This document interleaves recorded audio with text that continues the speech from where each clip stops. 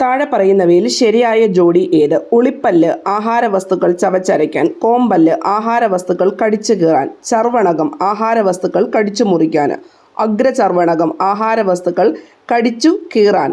ഇതിനകത്തെ കറക്റ്റായിട്ടുള്ള ആൻസർ കോമ്പല്ല് മാത്രം ആണ് ആഹാരവസ്തുക്കൾ കടിച്ചു കീറാൻ വേണ്ടിയിട്ട്. ഓപ്ഷൻ ബി ആണ് കറക്റ്റായിട്ടുള്ള ആൻസർ. 2 മാത്രം ശരി. ആഹാരവസ്തുക്കൾ കടിച്ചു കീറാൻ വേണ്ടിയിട്ട് ആണ് കോമ്പല്ല് യൂസ് ചെയ്യുന്നത്. മുൻവശത്ത് താഴെയും മുകളിലുമായിട്ട് 8 പല്ലുകളായിട്ടാണ് ഉളിപ്പല്ല് പറയുന്നത്. ഉളിപ്പല്ലിൻ്റെ എണ്ണം ടോട്ടൽ 8 ആണ്. താഴെയും മുകളിലും കൂടെ ചേർന്ന് ഉളിപ്പല്ല് 8 എണ്ണം ആണ്. അത് കടിച്ചു മുറിക്കാൻ വേണ്ടിയിട്ട് ആണ് സഹായിക്കുന്നത്. കടിച്ചു മുറിക്കാൻ വേണ്ടിയിട്ട് സഹായിക്കുന്ന പല്ലാണ് ഉളിപ്പല്ല് എന്ന് പറയുന്നത്. കോമ്പല്ല് ആണെങ്കിൽ ഉളിപ്പല്ലുകൾക്ക് സമീപം ഇരുവശങ്ങളിലും മുകളിലും താഴെയുമായിട്ട് 4 പല്ലുകൾ ആണ്. മുകളിലും താഴെയുമായിട്ട് 4 പല്ലുകൾ ആണ് കോമ്പല്ല് എന്ന് പറഞ്ഞത്. അത് ആഹാരവസ്തുക്കൾ കടിച്ചു കീറാൻ വേണ്ടിയിട്ട് സഹായിക്കുന്നു. ആഹാരവസ്തുക്കൾ കടിച്ചു കീറാൻ സഹായിക്കുന്നത് കോമ്പല്ല് ആണ്. അഗ്രചർവണകമായാലും ചർവണകമായാലും പൊതുവേ പറയുന്ന പേര് അണപ്പല്ലുകൾ എന്നാണ്. രണ്ടും ചവച്ചരിക്കാൻ വേണ്ടിയിട്ടാണ് യൂസ് ചെയ്യുന്നത്. അഗ്രചർവണകം എന്നത് കോമ്പല്ലിന് സമീപം ഇരുവശങ്ങളിലും മുകളിലും താഴെയുമായിട്ട് 8 പല്ലുകൾ ആണ് വരുന്നത്. കോമ്പല്ലിന് സമീപം ഇരുവശങ്ങളിലും മുകളിലും താഴെയുമായി 8 പല്ലുകൾ ചവച്ചരയ്ക്കാൻ സഹായിക്കുന്നു അഗ്രചർവണകം. ചർവണകം ആണെങ്കിൽ അഗ്രചർവണകങ്ങളെ തുടർന്ന് മുകളിലും താഴെയുമായിട്ട് 12 പല്ലുകൾ വരുന്നതാണ് ചർവണകം എന്ന് പറയുന്നത്. അഗ്രചർവണങ്ങളെ തുടർന്ന് മുകളിലും താഴെയുമായിട്ട് 12 പല്ലുകളാണ് ചർവണകം വരുന്നത്. ചവച്ചരയ്ക്കാൻ സഹായിക്കുന്നു. ആകെ പ്രായപൂർത്തിയായവരിലെ ആകെ പല്ലുകളുടെ എണ്ണം 32 എണ്ണം ആണ് വരുന്നത്. പാൽപ്പല്ലുകളുടെ എണ്ണം മുകളിലും താഴെയുമായിട്ട് 10 വീതം ആണ്. ടോട്ടൽ 20 പല്ലുകളാണ് പാൽപ്പല്ലുകൾ എന്ന് പറഞ്ഞത്. കുട്ടികളിൽ ആദ്യമായി മുളയ്ക്കുന്ന പല്ലുകളാണ് പാൽപ്പല്ലുകൾ എന്ന് പറയുന്നത്. കുട്ടികളിൽ ആദ്യമായി മുളയ്ക്കുന്ന പല്ലുകളാണ് പാൽപ്പല്ലുകൾ. പാൽപ്പല്ലുകൾക്ക് ശേഷം മുളയ്ക്കുന്ന പല്ലുകളാണ് സ്ഥിരദന്തങ്ങൾ. സ്ഥിരദന്തങ്ങൾ പാൽപ്പല്ലുകൾക്ക് ശേഷം മുളയ്ക്കുന്ന പല്ലുകൾ ആണ്. പാൽപ്പല്ലുകൾ കൊഴിയാൻ തുടങ്ങുന്ന പ്രായം 6 വയസ്സ് മുതലാണ് പാൽപ്പല്ലുകൾ കൊഴിയാൻ തുടങ്ങുന്ന പ്രായം. പല്ലിലെ ഏറ്റവും ഉപരിതലത്തിലെ പാളി ആണ് ഇനാമൽ എന്ന് പറഞ്ഞത്. ശരീരത്തിലെ ഏറ്റവും കഠിനമായ പദാർത്ഥവും ഇനാമൽ ആണ്. ഇനാമലിന്റെ നാശത്തിന് കാരണമാകുന്ന ആസിഡാണ് ലാക്റ്റിക് ആസിഡ്. ലാക്റ്റിക് ആസിഡ് ആണ് ഇനാമലിന്റെ നാശത്തിന് കാരണമാകുന്ന ആസിഡ്. ലോല ഏതു വിളയുടെ സങ്കര ഇനമാണ്? വഴുതന, തക്കാളി, പയറ്, വെണ്ട. Answer is option C. പയറാണ് ലോലയുടെ സങ്കര ഇനം. ലോല എന്ന് പറഞ്ഞിരിക്കുന്നത് പയറിന്റെ സങ്കര ഇനമാണ്. കൂടാതെ മാലിക, ഭാഗ്യലക്ഷ്മി, ജ്യോതികയും പഠിച്ചു വെക്കണം. SCRT ഓറിയന്റ് ചെയ്തിട്ടുള്ള പയറ് റിലേറ്റ് ചെയ്തിട്ടുള്ള പ്രധാനപ്പെട്ട സങ്കര ഇനങ്ങളാണ് ലോല, മാലിക, ഭാഗ്യലക്ഷ്മി, ജ്യോതിക. ലോല, മാലിക, ഭാഗ്യലക്ഷ്മി, ജ്യോതിക. അടുത്തതായിട്ട് വെണ്ട റിലേറ്റ് ചെയ്ത് പറയുമ്പോൾ കിരൺ, അർക്ക, അനാമിക, സൽകീർത്തി. അനാമിക, സൽകീർത്തി, കിരൺ, അർക്ക. അർക്ക, കിരൺ, അനാമിക, സൽകീർത്തി. വെണ്ട. അടുത്തത് തക്കാളി റിലേറ്റ് ചെയ്ത് മുക്തി, അനഘ, അക്ഷയ. മുക്തി, അനഘ, അക്ഷയ തക്കാളിയുടെ കാറ്റഗറി ആണ്. വഴുതന സൂര്യ, ശ്വേത, ഹരിത, നീലിമ. സൂര്യ, ശ്വേത, ഹരിത, നീലിമ ഇവ വഴുതന ഓറിയന്റ് ചെയ്ത് വരുന്ന സങ്കര ഇനങ്ങൾ ആണ്. പ്രിയങ്ക എന്നത് പാവലാണ്. പ്രിയങ്ക പാവൽ ആണ്. പച്ചമുളക് ആണെങ്കിൽ ഉജ്ജ്വല, ജ്വാലാമുഖി, അനുഗ്രഹ. പച്ചമുളക് ഉജ്ജ്വല, ജ്വാലാമുഖി, അനുഗ്രഹ. നെല്ലാണെങ്കിൽ പവിത്ര, ഹ്രസ്വ, അന്നപൂർണ. പവിത്ര, ഹ്രസ്വ, അന്നപൂർണ നെല്ല്. ചന്ദ്രലക്ഷ, ചന്ദ്രശങ്കര, ലക്ഷഗംഗ എന്നിവ തെങ്ങ് ഓറിയന്റ് ചെയ്തിട്ടുള്ള സങ്കര ഇനങ്ങൾ ആണ്. ചന്ദ്രലക്ഷ, ചന്ദ്രശങ്കര, ലക്ഷഗംഗ എന്നിവ തെങ്ങിന്റെ സങ്കര ഇനങ്ങൾ ആണ്. അസ്ഥികൾ കനം കുറഞ്ഞു വളയുന്നു. ഇത് ഏത് അപര്യാപ്തത രോഗത്തിന്റെ ലക്ഷണമാണ്? സ്കർവി, ഗോയിറ്റർ, കണ, anaemia. Answer is option C. കണ ആണ് അസ്ഥികൾ കനം കുറഞ്ഞ് വളയുന്നതിന് കാരണം എന്ന് പറയുന്നത്. കണ. അസ്ഥികൾ കനം കുറഞ്ഞു വളയുന്നു ലക്ഷണമാണ് കണാരോഗത്തിൻ്റെത്.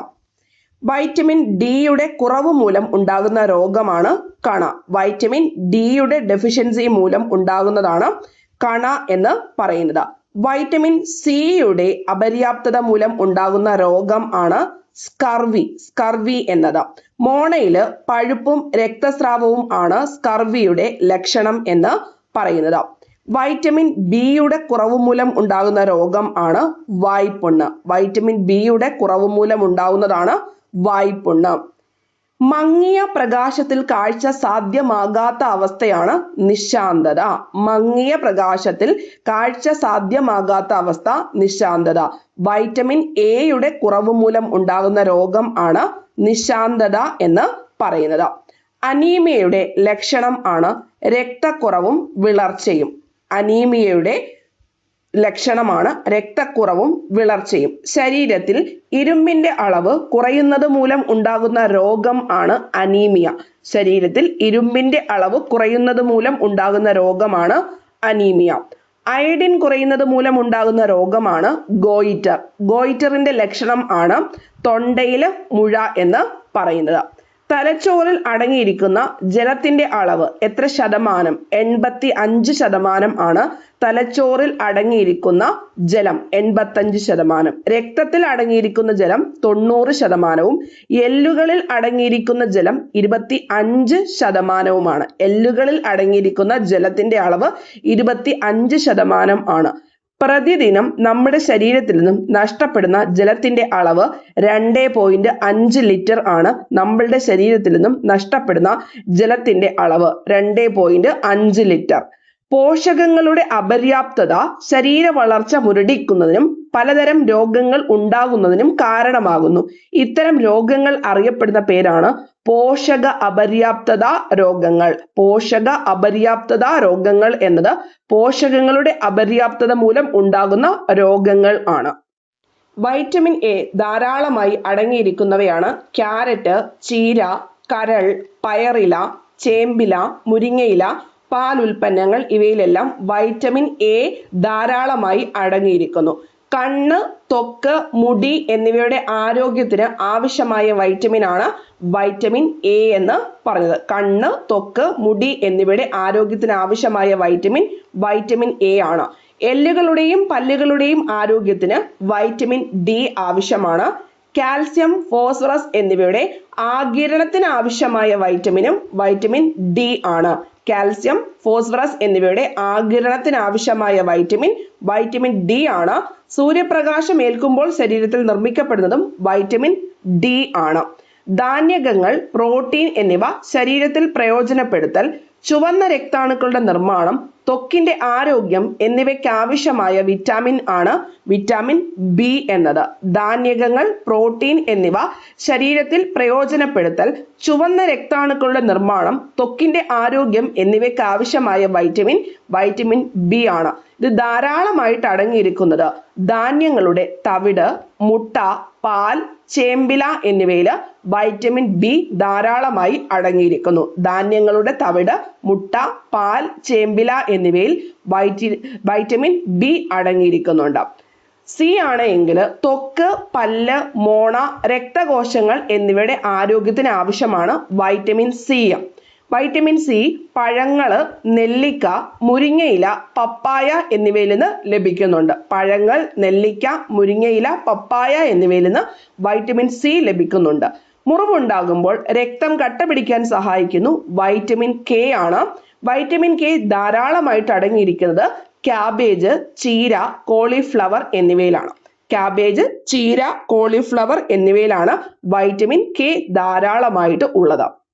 ഇനിയും സസ്യ എണ്ണകളിൽ നിന്നും ലഭിക്കുന്ന വൈറ്റമിൻ ആണ് വൈറ്റമിൻ ഇ. സസ്യ എണ്ണകളിൽ നിന്നും ലഭിക്കുന്ന വൈറ്റമിൻ ആണ് വൈറ്റമിൻ ഇ.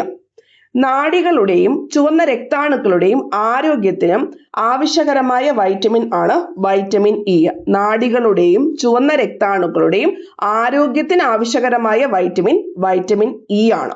രക്തത്തിലെ ഹീമോഗ്ലോബിന്റെ നിർമ്മാണത്തിന് ആവശ്യമായത് ഇരുമ്പാണ്. ഇരുമ്പ് ധാരാളമായിട്ട് ഇലക്കറികളിലും മത്തൻ കുരുവിലും മുതിര, ശർക്കര, കരൾ എന്നിവയിലും ഇരുമ്പ് ഉണ്ട്. മുതിര, മത്തൻകുരു, ഇലക്കറികള്, ശർക്കര, കരൾ എന്നിവ.